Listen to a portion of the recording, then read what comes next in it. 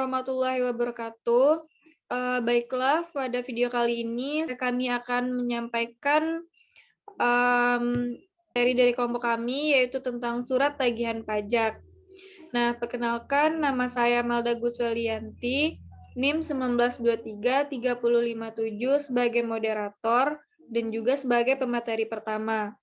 Nah, selanjutnya Nadira Lika Saputri, NIM 19233062 sebagai pemateri kedua, dan selanjutnya Raisa Putri Ayuni, NIM 19233072 sebagai pemateri terakhir.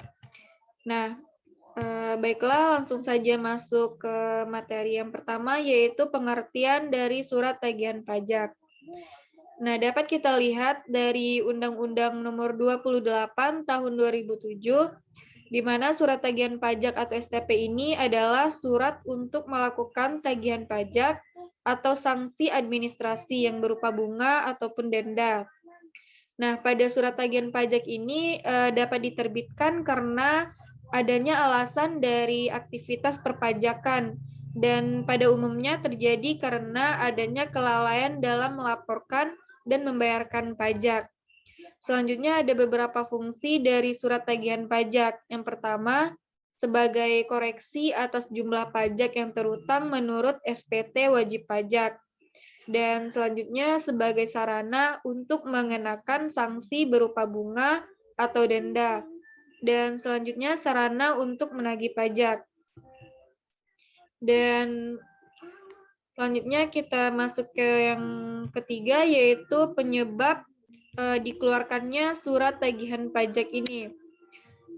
Dapat kita lihat ada beberapa penyebabnya dikeluarkan STP ini. Yang pertama, pajak penghasilan atau PPh dalam tahun berjalan tidak atau kurang dibayar.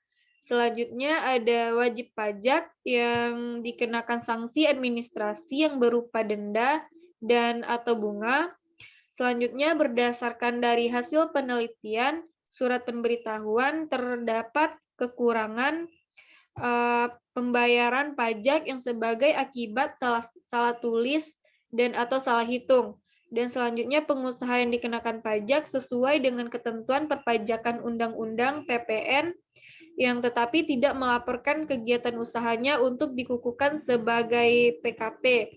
Dan selanjutnya ada pengusaha yang tidak dikukuhkan sebagai PKP tetapi membuat faktur pajak atau pengusahanya telah dikukuhkan sebagai PKP tetapi tidak membuat faktur pajak, atau membuat faktur pajak tetapi tidak tepat waktu, atau tidak mengisi dari faktur pajak secara lengkap sebagaimana diatur dalam pasal 13 ayat 5 Undang-Undang PPN 1984. Dan yang terakhir, pengusaha kena pajak gagal berproduksi dan telah diberikan pengembalian pajak masukan. Dan pemateri selanjutnya dipersilakan kepada Nadira. Baiklah, saya akan menjelaskan materi selanjutnya, yaitu sanksi pengeluaran STP. Sanksi atau denda administrasi atas terbitnya STP adalah sebagai berikut. Yang pertama, keterlambatan SPT tahunan PPh badan dikenakan denda sebesar Rp1.000.000. Yang kedua, keterlambatan SPT tahunan PPh orang pribadi sebanyak Rp100.000. Yang ketiga, keterlambatan SPT masa PPN dikenakan denda Rp500.000. Dan yang keempat, keterlambatan SPT masa lainnya dikenakan denda sebanyak Rp100.000. Selain sanksi denda, ada juga sanksi bunga dengan ketentuan sebagai berikut. Yang pertama, pembetulan sendiri SPT tahunan 2% per bulan atas jumlah pajak yang kurang bayar atau disetor dihitung sejak berakhirnya penyampaian SPT sampai dengan tanggal pembayaran. Yang kedua, pembetulan sendiri SPT masa 2% per bulan atas jumlah pajak yang kurang bayar atau setor dihitung sejak jatuh tempo pembayarannya sampai dengan tanggal pembayaran. Sanksi 2% per bulan juga dikenakan bagi wajib pajak yang tidak atau terlambat menyampaikan pajak yang telah jatuh tempo. Bagi PKP yang terlambat atau tidak menerbitkan faktur pajak, tidak mengisi faktur secara lengkap, atau melaporkan faktur tidak sesuai dengan masa penerbitan, maka sanksi yang diberikan 2% dari dasar pengenaan pajak atau DPP. Bagi PKP yang gagal produksi dan telah diberikan pengembalian pajak masukan, dikenakan bunga 2% per bulan dari pajak yang ditagih kembali. Sekian materi dari saya kembalikan ke moderator.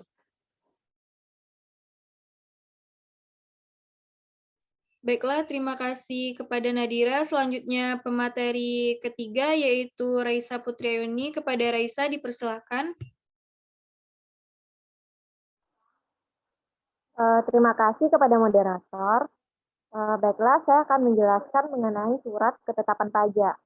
Berdasarkan Undang-Undang Ketentuan Umum dan Tata Cara Perpajakan, surat ketetapan pajak atau SKP, yang pertama itu ada surat ketetapan pajak kurang bayar atau SKPKB. Surat ini adalah surat ketetapan yang menentukan besarnya jumlah pokok pajak, jumlah kredit pajak, jumlah kekurangan pembayaran pokok pajak, besarnya sanksi administrasi, dan jumlah yang masih harus dibayar. Surat ketetapan pajak kurang bayar ini dapat diterbitkan ketika otoritas pajak menemukan adanya pajak yang tidak atau kurang bayar berdasarkan hasil pemeriksaan SPT. Kewajiban perpajakan wajib pajak yang tidak menyampaikan SPT dalam jangka waktu tertentu. Yang kedua itu ada surat ketetapan pajak kurang bayar tambahan atau SKPKBT. SKPKBT adalah SKP yang menentukan tambahan atas jumlah pajak yang ditetapkan. Surat ini diterbitkan setelah adanya SKPKB sebelumnya. Pihak otoritas pajak menerbitkan surat ini dalam rangka melakukan pemeriksaan ulang, karena adanya keterangan tertulis dari wajib pajak atas kehendak sendiri. Data baru yang merupakan keterangan lain berupa data konkret. Data baru yang mengakibatkan penambahan jumlah pajak terutang.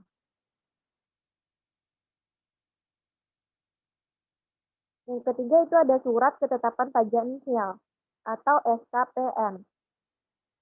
SKPN merupakan surat ketetapan pajak yang menentukan jumlah pokok pajak sama besarnya dengan jumlah kredit pajak. Atau bisa disebut pajak tidak terutang dan tidak ada kredit pajak. Berdasarkan Undang-Undang Nomor 28 Tahun 2007, SKPN dapat terbit setelah DJP melakukan pemeriksaan terhadap SPT dan menemukan kalau jumlah kredit pajak atau jumlah pajak yang harus dibayarkan sama dengan jumlah pajak yang terutang. Atau pajak tidak terutang dan tidak ada kredit pajak ataupun tidak adanya pembayaran pajak. Yang keempat itu ada surat ketetapan pajak lebih bayar atau SKPLB. SKPLB adalah surat ketetapan yang menentukan jumlah kelebihan pembayaran pajak karena jumlah kredit pajak lebih besar daripada pajak yang terutang atau seharusnya tidak terutang. Surat ini akan terbit jika wajib pajak menyampaikan permohonan tertulis dengan ketentuan kalau jumlah kredit pajak pada PPh, PPN, dan PPNBM lebih besar daripada jumlah pajak yang terutang atau sudah dilakukannya pembayaran pajak yang tidak seharusnya terutang. Selanjutnya masuk ke contoh kasus. Berikut ada contoh kasus mengenai wajib pajak tunggak 3,29 miliar dititipkan di Rutan Ponorogo. Nah, dalam kasus ini, seorang wajib pajak diamankan atau disandra Kanwil DJP Jawa Timur II dan KPP Pertama Madiun. Baiklah, penyelesaian kasus dari kasus tersebut yaitu saya akan menyampaikan mengenai analisis kasusnya. Seorang wajib pajak diamankan atau disandera Gizeling Kanwil DJP Jawa Timur II dan KPP Pratama Madiun. Diketahui merupakan wajib pajak orang pribadi dengan usaha di bidang perdagangan besar.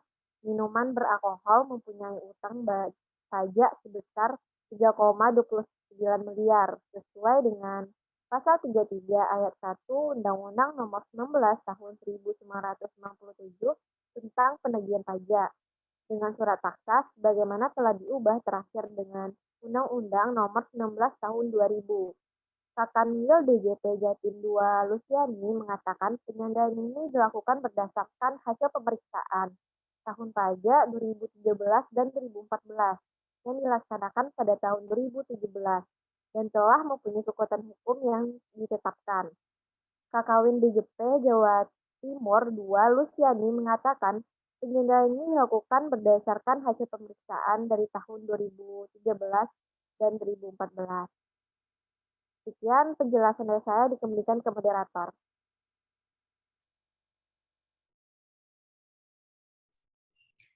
Baiklah, terima kasih kepada Raisa Putri Ayuni. Selanjutnya, adapun penyebab diterbitkannya surat penagihan pajak dari kasus ini yang akan disampaikan oleh Nadira. Kepada Nadira, dipersilahkan.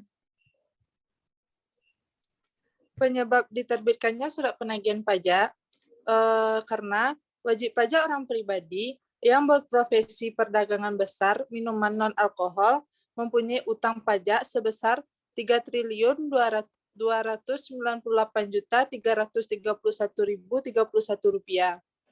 Utang pajak tersebut tidak dilunasi pada waktu jatuh tempo pembayaran pajak.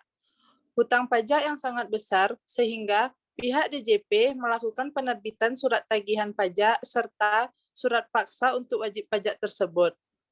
Akibat keterlambatan pembayaran pajak selama 6 bulan, wajib pajak orang pribadi terancam ditahan selama 6 bulan. Jika tidak juga melunasi, maka diperpanjang selama 6 bulan. Sekian dari saya. Kembali ke moderator.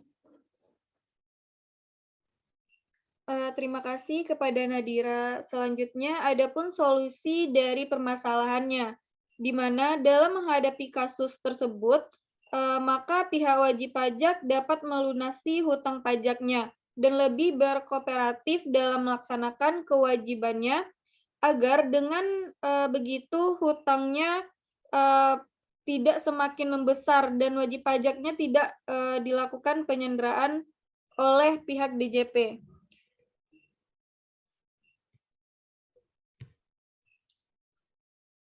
Baiklah, hanya itu yang dapat kami sampaikan. Sekian dari kelompok kami, semoga bermanfaat. Salah dan kurangnya, saya mohon maaf. Saya akhiri dengan wassalamualaikum warahmatullahi wabarakatuh.